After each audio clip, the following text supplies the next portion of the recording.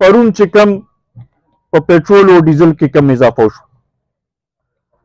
ما نه مخکې زمونږ شاعر ورور هم د ګرانۍ کې د خلکو ترجماني وکړه او د خلکو آواز یې د قوم ته راورسو.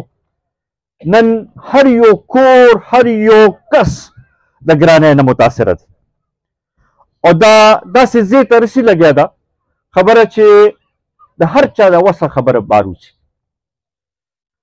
دې طرف ته توجه ورکولو ضرورت دی.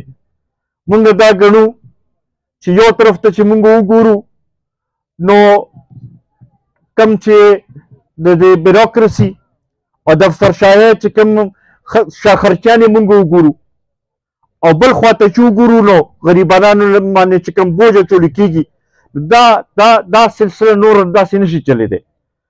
دا ملک چې دی دا د دې غریبانانو دی، دا د دې قوم دی، دا د دې خلکو دی او دې کې پکار دا ده چې هر یو کس ته په عزت سره ژوند تېرولو چې دې موقع میلو شي چې هغه په عزت سره 2 وخته روټۍ د خپل بچو له پیدا کولی شي، هله به دا ملک ترقي کوي.